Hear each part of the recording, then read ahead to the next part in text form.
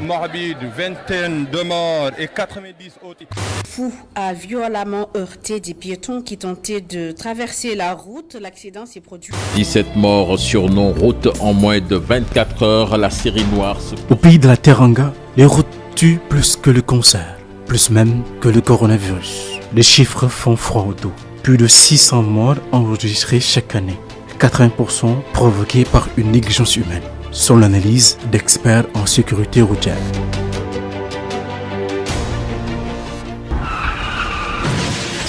En 2022, la courbe de morts par accident appuie sur l'accélérateur. Plus de 20 morts enregistrés en 48 heures.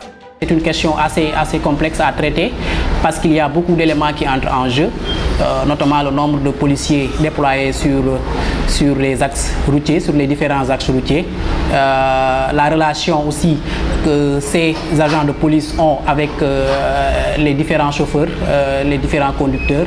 Donc c'est un peu complexe.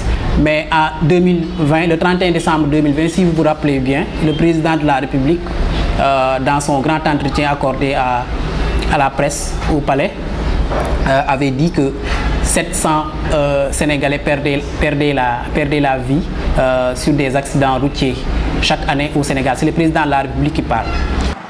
Le compteur explose, transporteurs et particuliers se renvoient la balle. La responsabilité de l'État est interpellée. Beaucoup d'accidents sont causés par des chauffeurs professionnels qui n'ont aucune formation en théorie, c'est-à-dire le volet code de la route qui nous donne toutes les assurances pour bien nous comporter dans la circulation.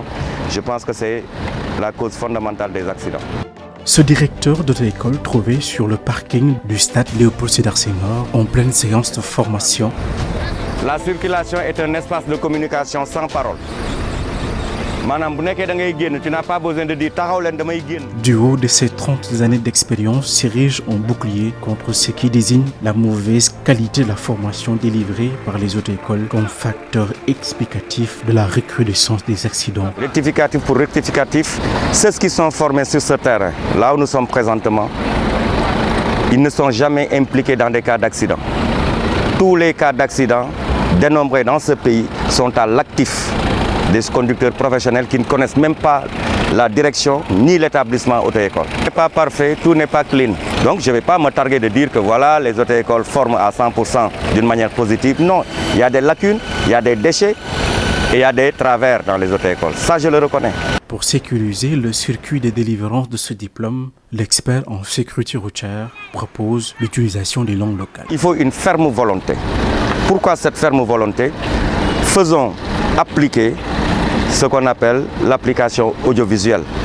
C'est quoi l'application audiovisuelle? Permettre aux Sénégalais de passer la théorie avec sa langue maternelle, lui permettre d'avoir haut la main son permis de conduire, et ceci, si on arrive à le réussir, pourra d'une manière globale enlever toutes les équivoques qui tournent autour de la procédure du permis de conduire.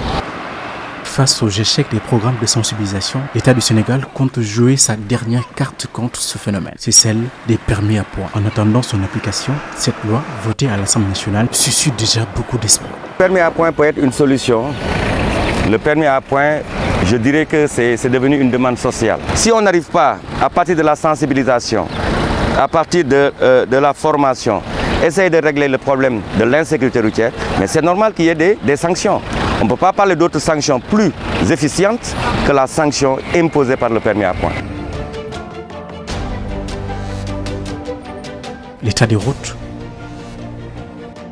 la formation, le contrôle, bref, chaque maillon de la chaîne de transport présente au regard de la recrudescence des accidents, des dysfonctionnements qu'il faut corriger en urgence.